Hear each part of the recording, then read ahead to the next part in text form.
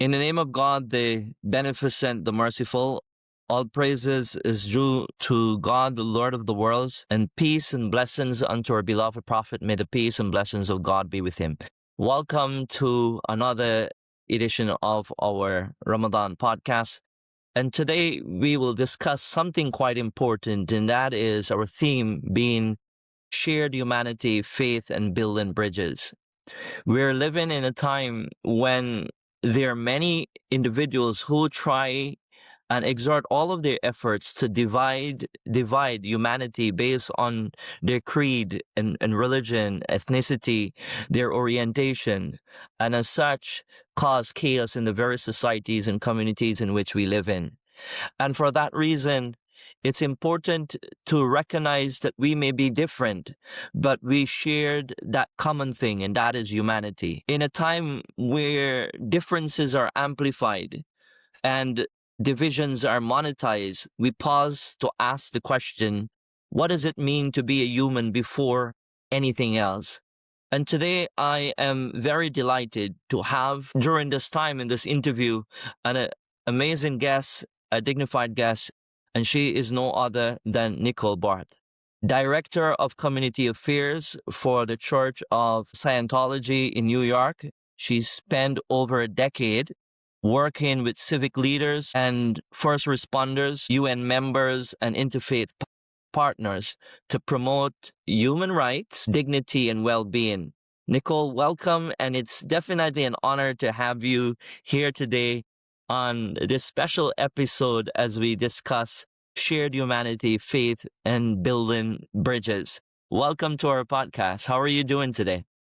Thank you so much, Imam. I'm really, truly honored and extremely happy to be here in the name of human dignity and collaboration. Really an honor.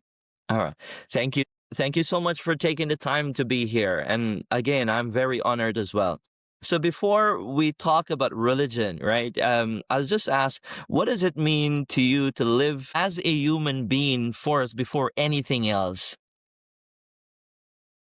Absolutely. I mean, the essentials are in the core of what Scientology is and what it means, right? Yeah. So Scientology itself, and this is, basically true to anything and anyone. You don't have to be a Scientologist, but to be a human being on this earth, right? We have we know this intrinsically, but it is also taught in Scientology by the founder L. Ron Hubbard. We have a body, right? Yes. We say this is my hand. So instinctively we know a body is something that we have, something that we use. And Yes. we have a mind. Yes. But we ourselves are spiritual beings, right? And so Scientology is the practice of understanding oneself as a spiritual being, understanding and assisting others, and approaching and improving one's freedom, one's happiness, and well being across every sector of life. So to be human is to help others and help oneself. Yeah. Yeah. So that's an interesting point. To help others, to be a human meaning, to help others, and to basically be a good human being. Quite often, we try to somehow distinguish, we have our own understanding what goodness is. So your Mhm. understanding of goodness being a good human being and someone else's understanding of what goodness may be, you will have a conflict there. And I think defining certain words, it's important for us to clarify this because there are individuals that, okay, they say that you have to look at religion for defining what is good and the choices that we make as human beings. So is goodness defined by our actions, intentions, or the impact that we create out there? So while we may differ in that there are commonalities that we may share as human beings, values that we share. Can you speak to that a little bit and how, Scientology is connected to our understanding what goodness is? Is it an impact or the intention or based on our actions? How does that correlate? Absolutely. I'd be happy to. And I love this question. So in Scientology, there is the concept of, well, just even as a human being, but especially in Scientology, as written down and encouraged by the founder, L. Ron Hubbard, there's this concept known as the dynamics. Now, dynamics are urges or impulses towards survival. And we all have them, right? And so, as he explains it, or as Scientology explains it, the dynamics are urges towards survival, and each of us have them. Meaning, for example, the first dynamic would be the urge toward existence as oneself. So, the way that we present ourselves, our physical well being, how we call ourselves, our identity, right? Yeah. Then, for example, there's the second dynamic, which is the urge towards existence as a family, as raising children, as a couple, Yeah. and then, of course, there's the intimate act of creation. So Yeah. that would be the second dynamic. The third dynamic is this urge that we all have toward existence, which is to be within a group of individuals, right? So whether it's our patriotic pride or it's our favorite soccer team or Yeah. it's work or our mosque, for that example, it's really the groups that we enjoy and that help define us. And then from there, we have as well the fourth dynamic, which is mankind. So we have, you know, all of existence, all races, all cultures, all of human beings, and the desire for all of humanity to survive. And the fifth dynamic is the urge toward existence of the animal kingdom. So some of us might have pets, or we might have plants, or we might just simply, ensure that we don't litter so that the oceans stay clean and, the environment stays well. Then there's the concept of the urge toward existence as the physical universe. So, of course, the better we take care of our things, the better, we're able to maintain our cars, etc., the better existence or survival we can have. And the seventh dynamic is this existence or this desire to live as a spiritual being. So, whatever concept a person has of their own identity or their own spirituality, their own concept of themselves or others as spiritual beings, this would be their seventh dynamic. And then we have the eighth dynamic, which is Yeah. the urge toward existence as infinity. Now, this can also be called the supreme being. This can be called the God dynamic or infinity or the concept of allness of all.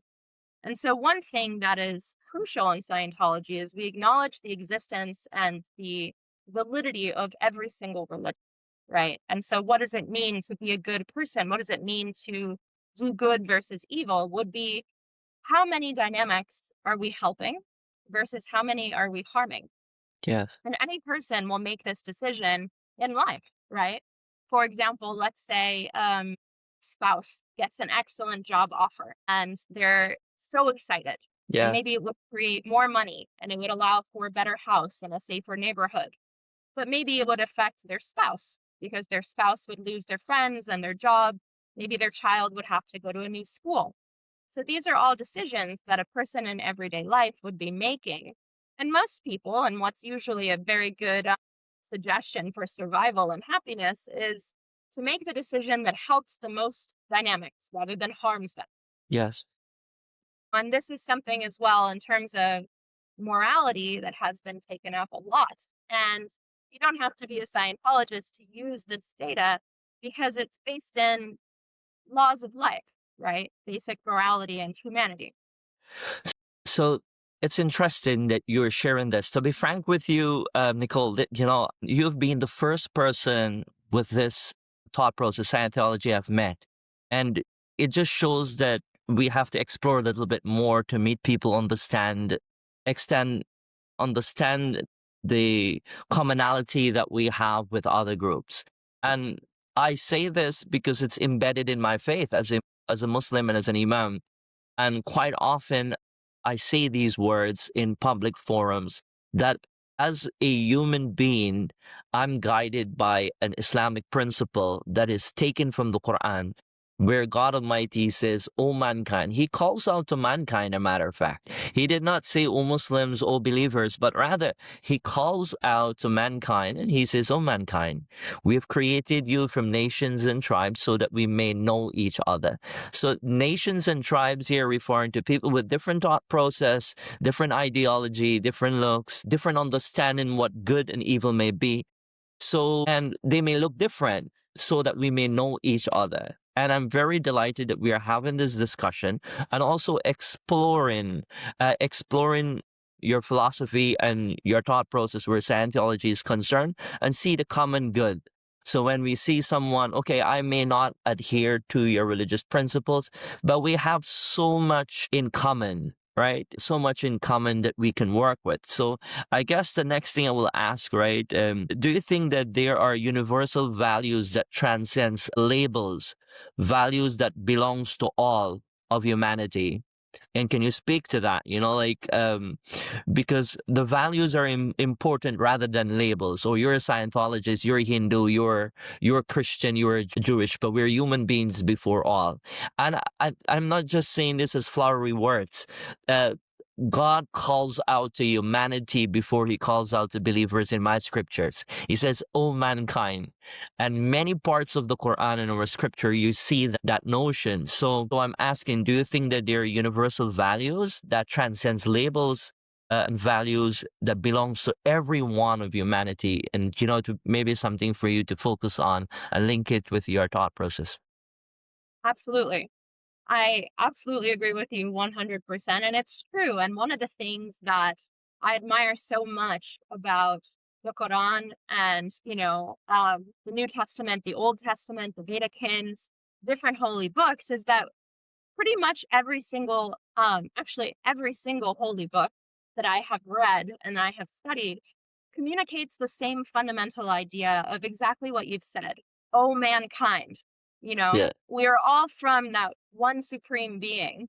Or even if in different cultures we believe in many supreme beings, the ultimate truth is that we're all here and we all have come from that same concept of infinity as brothers and sisters. Yes. So, with that in mind, there's been much too much violence and much too much loss of life and much too much disagreements on the basis of what is morality, what is goodness, or even disconnection between our brothers and sisters from different faiths. And so one of the things that L. Ron Hubbard was, and his legacy continues to be, is a humanitarian.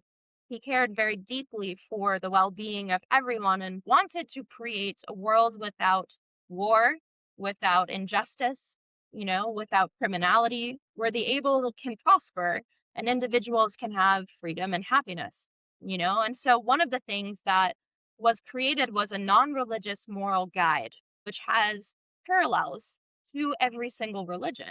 And so you don't have to be a Scientologist. You don't have to be Muslim. You don't have to be Hindu. You don't have to be Jewish, or you can be all of those things, any of those faiths, and still have an understanding of what it means to be moral, what it means to help others. Because he wrote a book called The Way to Happiness, which is this little book. Wow, way And to so what it happiness. is, Great. that's right. And so what it is it might be the first non-religious moral code based wholly on common sense, with the idea that it was written by L. Ron Hubbard as an individual work, separate from Scientology, although of course Scientologists use it because it is based in common sense. And it is not part of any religious doctrine. And so any government, any, religion can use this in their groups to help instill, how does one be happy? How does one be moral? And one of the precepts that I admire the most, and one of the things that I agree with the most in this book, is precept 18, which says here, right, respect the religious beliefs of others. And one Yeah. of the things is that tolerance is a good cornerstone on which to build human relationships. Yes. So when one views the slaughter and suffering caused by religious intolerance down all the history of man and into modern times, one can see that intolerance is a very non-survival activity. So this idea really, the basic concepts in this are rooted in the idea of we must treat each other the way that we want to be treated. Yes, and I totally agree with that, because that is something that is also embedded in my faith. And that if we are people that are empathetic, right, and have these values, dignity, honesty, compassion, and understand responsibility, that we don't have to be connected to a religion, right? Yes, we have our conviction, religious values, but there are shared, as you said, shared humanity with these core values that is written in the book that you have shared. I think it's important to focus on that, to focus on those shared values, treating everyone the way that you want to be treated. And that comes back to one of the teachings that I've grasped and hold on to as a young child growing up, and was taught by teachers in our mosque and in our community, that we are not considered to be true believers unless we love for others what we love for ourselves. That you cannot call yourself a believer unless you want the same thing that you want for yourself for the neighbor. They might be different, or for your colleague. Not to be selfish, to be loving, to be compassionate. And you touched on humanity and for helping, assisting humanitarian work, right? And how can we say that we still have our humanity intact and our neighbors are hungry and we don't go and knock at their doors, or look at all the suffering that is happening in parts of the world, whether it's in Africa or elsewhere, and don't have that level of empathy and care. And I love that. Sometimes I believe that religion is important, but at the same time, I don't treat someone differently because they don't have religion. I see them as a Exactly. human being force. I see an individual and I deal with them the level they are at, because there are values that we have in common. Among those values that I said is like dignity. We treat everyone with dignity and honor. There's this compassion. There's this empathy. I think it's important that we are having this discussion, and so that they may be individuals who, somehow take from this, and not to be judgmental or hold on to their thought process or their religious values and treat everybody differently.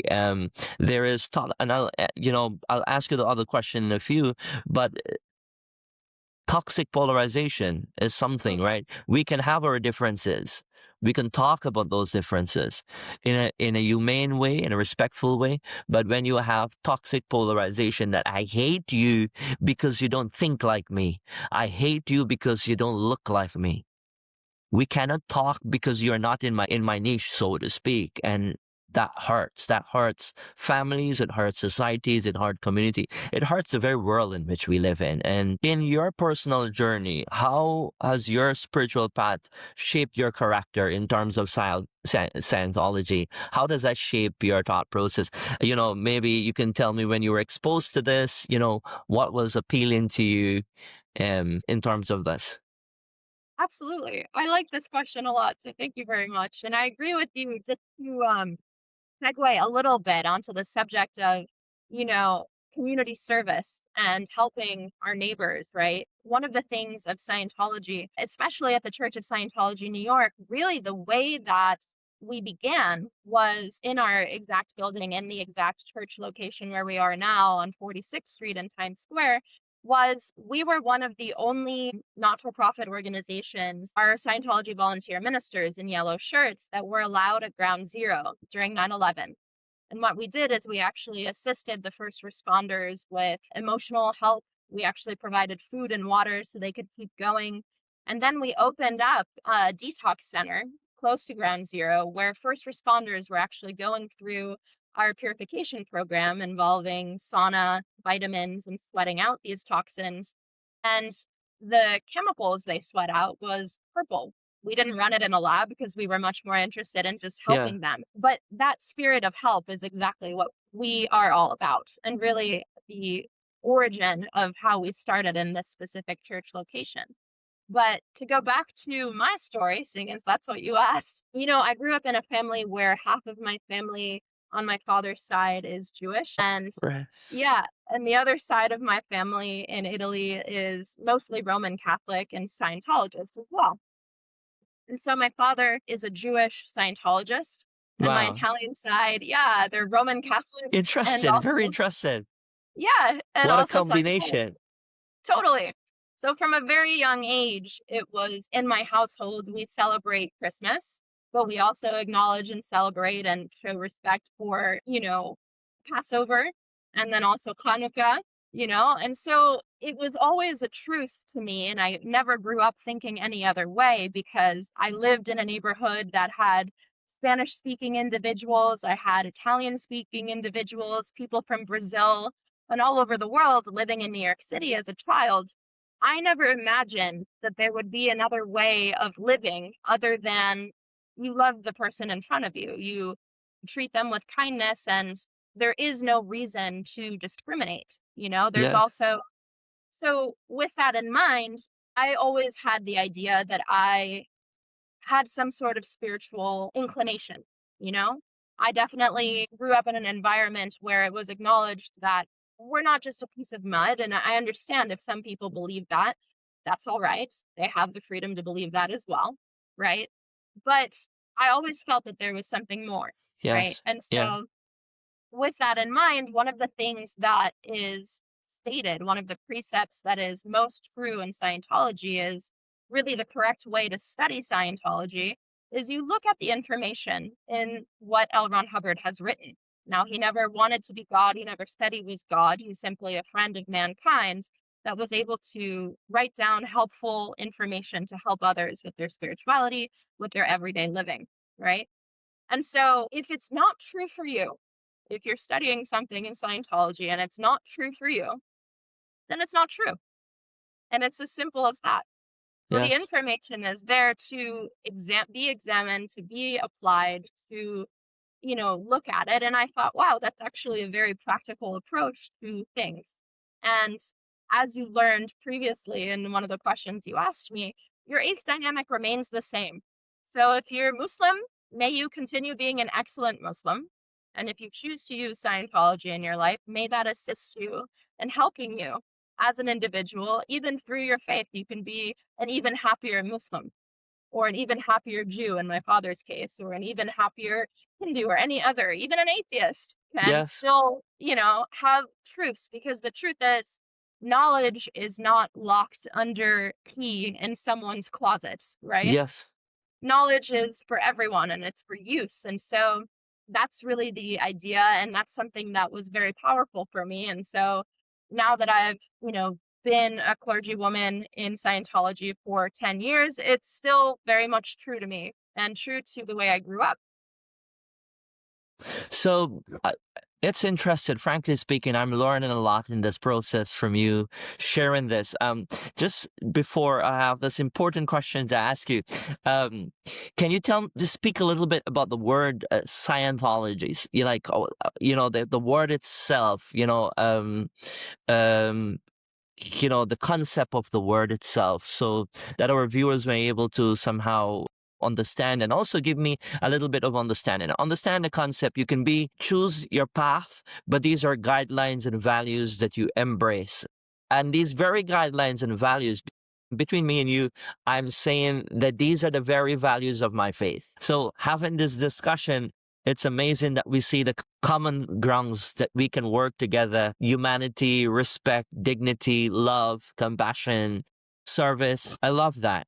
And, can you take a few minutes and talk about, at least maybe clarify, the term Scientology? Absolutely. So the word Scientology itself Yeah. was conceived by L. Ron Hubbard, right? The founder. And it comes from the Latin word "scio," which means knowing in the fullest meaning of the word, and the Greek word logos, which means study of. So Scientology means knowing how to know. And Okay. Scientology, good, is further defined as the study and handling of the spirit in relationship to itself, universes, and other life. Great. Yeah, to really help understand what is Scientology even more, it was developed by L. Ron Hubbard, and Scientology is a religion that offers a precise path to a complete and certain understanding of one's true spiritual nature and one's relationship to self, family, groups, mankind, all life forms, the material universe, the spiritual universe, and the supreme being, or the concept of infinity or allness of all, or what happens after, right? Yeah. Whatever that concept might be. And so Scientology itself addresses the spirit, not the body or the mind, and believes that man is far more than a product of his environment or his genetic materials, right?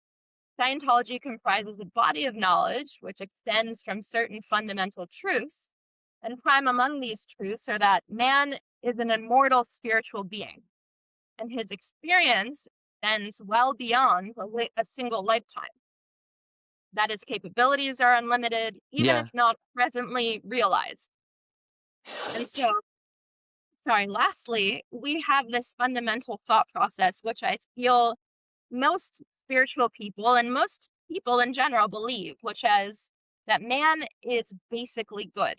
Not sort of, not kind of, not very deep down. No, Yeah. that at his core, he is good. And that his spiritual salvation really depends upon himself and his fellow attainment of brotherhood with the universe. So I love that last point, because in my theology as well, we believe that we were born in the state what we call fatra, which means that inclination of good, in a state of purity. And as we grow, we expose parts of our thought process, our body, or we expose ourselves to probably evil, and then we become somehow affected by that, like immersed into it. But the concept of have that goodness within us. I often say to people that they should try to find that goodness that God embedded into them. They were born with that goodness. So that means we should not be judgmental because that person have that component of goodness. And I really love that. Before we summarize our discourse, I just want to ask you, was there a moment when your faith changed how you saw yourself or the world itself, you know? Absolutely. Goodness, I have so many. But, one of the biggest things that I realized is I have always felt that my ability to help others defines, how I perceive myself and how I consider how well or how poorly I am surviving in life. So one of the biggest pleasures I've had is, when I first joined staff 10 years ago, because I've been a Scientologist for about 11 years now, I saw that through the community service programs we have in substance abuse prevention and education, human rights education, I looked around and I saw a group of people um, that think the same way. And when I say that, I don't mean you have to believe what I believe. I mean, at the very core, at the very value, I've had the pleasure of speaking with you. I've had the pleasure of speaking with Hare Krishnas, with Hindus. And so in these meetings, I had a moment where I had an interfaith meeting and I went, my goodness, like this is really what life is all about. This is my biggest pleasure. And this is really the core belief of, the attainment of brotherhood with the universe, the attainment of brotherhood with all mankind, And so I really count that as one of my biggest pleasures. Okay. So, um, we're living in a very polarized world today, and, I think as whether we are Scientologists or we are religious leaders or so forth, we have a responsibility in promoting values that will create peace and, promote peace generally. Because I see religious leaders and individuals like yourself as moral stabilizers. We have to make sure we promote through our actions and our voice this powerful message of morality, peace, kindness, and so forth.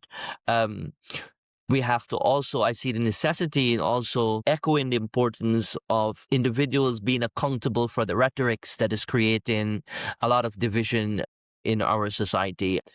The danger of silence in the time of injustice as well. I think if we seek to have a just society and a peaceful society, that we cannot sit basically without echoing this.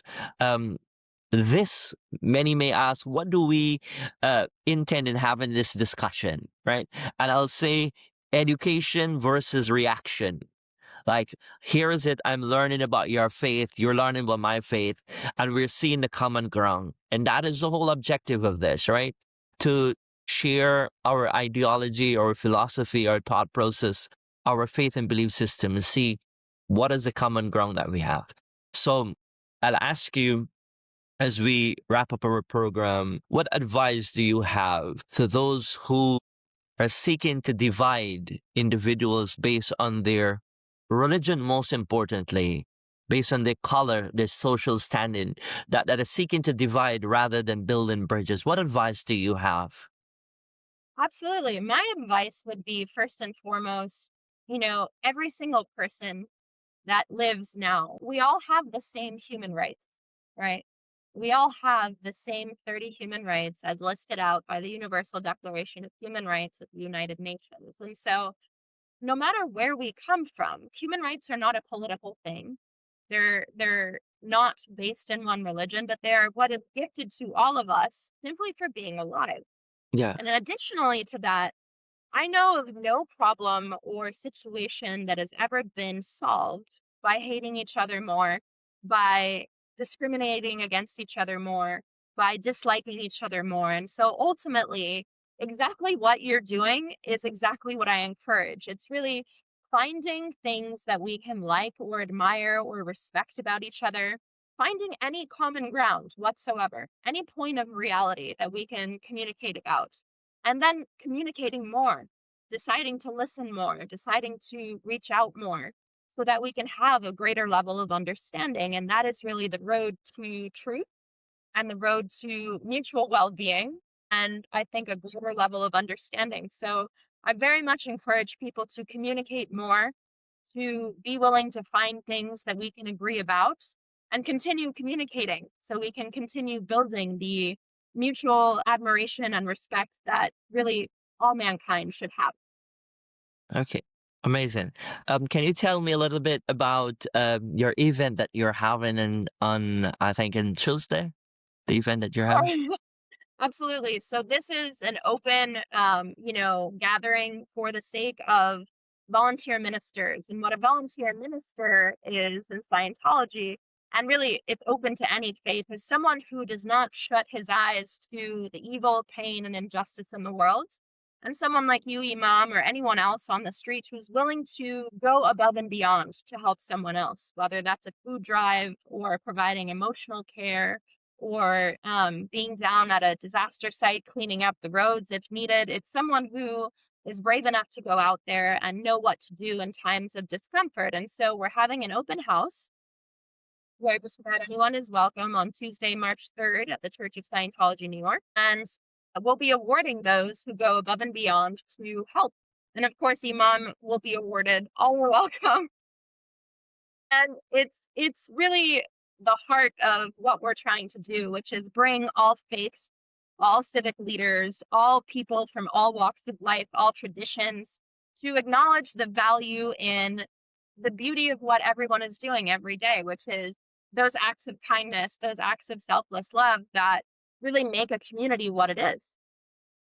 So thank you so much, Nicole, for taking time off for this discussion. I'll conclude by saying thank you so much for your time, and we look forward basically for more discussions like this that is centered around humanity and building bridges in the future. And I'll say to our listeners and viewers that take the time to know the people that is around us, and do not allow the voices of negativity, do not allow the voices that seeks to divide us based on our appearances and on our attire and our faith and our conviction, to cause us to have that rift. Be that individual with a moral compass, with a thought process where you think before you act. It's so important for us to think and ask ourselves that if I'm going to spew this word, what impact does it have? If I'm going to go and type on my social media